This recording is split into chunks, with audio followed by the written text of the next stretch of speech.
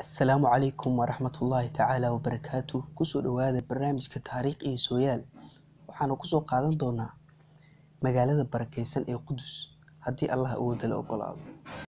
ربي لك الحمد ربي لك الشكر ربي لك الفضل.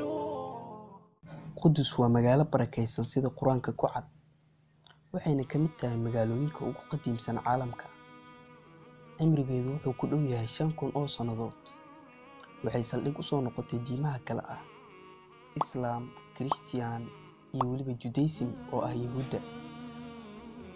Qudus, Jerusalem, Yabus, Capitolia, Sahmuni, Eliya iyo Baytul Maqdis waa magacyo kala duwan oo tilmaamaya magaalada Qudus, waxaana ku magacaabay ummadihii kala duwanaa ee soo maray.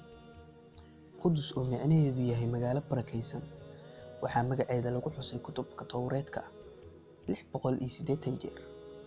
markii ugu horeysay taariikhda 2500 oo sanadood ka hor miilaadiyada waxaa degay reer Kancaan oo ahaa qabiilo Carbeed. miilaadiyada ka hor 1600 oo sano Qudus waxaa ka talinayay Masaarida uu Fircoon hogaamin jiray, waxaana talada uga dambeeyay Yahuudda oo haysatay 73 sanadood. miilaadiyada 977 sano ka hor waxaa magaalada gacanta ku dhigay Nabi Daa'uud calayhi salaam oo ka talinayay 40 sanadood, waxaana uga dambeeyay wiilkiisa Suleymaan calayhi salaam oo gacanta ku hayay 33 sanadood.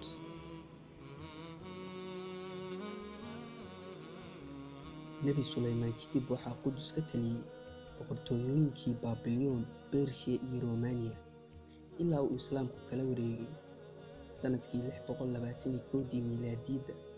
Qudus waxay martigelisay booqashadii Nabi Maxamed sallallahu alayhi wasallam laga dheelmiyay Kacbada loona dheelmiyay Masjid al-Aqsa. khilaafadii Cumar ibn al-Khattab, magaalada Qudus oo loo aqoon jiray Eliya waxaa furtay muslimiinta oo uu hogaaminayay Abaa Cubayda Caamir ibn Jarraax, wuxuuna Cumar magaalada u bedelay Qudus, waxaana uga dambeeyay dowladihii Amawiyiinta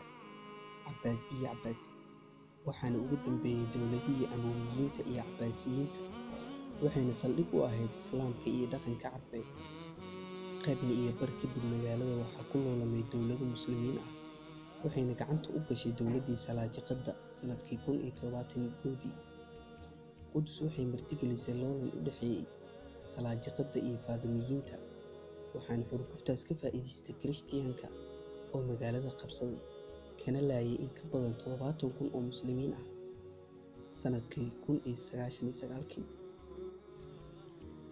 sanadkii 1187 miilaadiyada ayuu Salaaxudiin al-Ayyubi magaalada ku soo celiyay gacantii muslimiinta kadib dagaalkii Xidiin ee uu Kirishtaanka la galay, wuxuuna dib u dhis ku sameeyay magaalada. markuu Salaaxudiin dhintay ayay Kirishtaanku mar kale dib u qabsadeen, waxayna haysteen 11 sano. waxaana dib u soo celiyay Najmudiin Ayyuub 1516. Falastiin waxay gacanta u gashay dowladii Cusmaaniyiinta oo haysatay ilaa iyo dagaalkii koowaad ee adduunka, kaas oo lagu jebiyay Cusmaaniyiinta.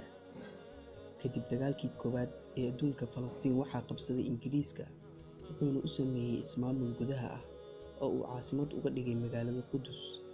sanadkii 1947 waxaa xilliyadaas Qudus ku soo qulqulayay muhaajiriin Yahuud ah.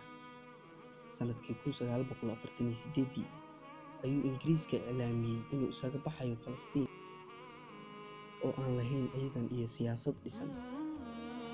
jaaniskaas waxaa ka faa'iidaystay Yahuudda oo ku dhawaaqday dowlad cusub, caasimadeeduna tahay Qudusta Galbeed, halka Qudusta Barina ay gacanta ugu jirtay dowladda Urdun. waxaana Qudus si toos ah ula wareegay Yahuudda kadib dagaalkii 6 maalmood socday ee u dhaxeeyay Yahuudda iyo Carabta. bishii Juun sanadkii 1947 tirkoob la sameeyay 1948 Falastiiniyiintu waxay ka deganaayeen magaalada 88.5%, halka Yahuuddu ka deganayd 11.5% kaliya. waxay xilligaas ka dambeeyay Yahuudda waxay ku soo qulqulayeen magaalada ilaa uu maalin dhoweyd u aqoonsaday Mareykanka inay tahay caasimadda Yahuudda.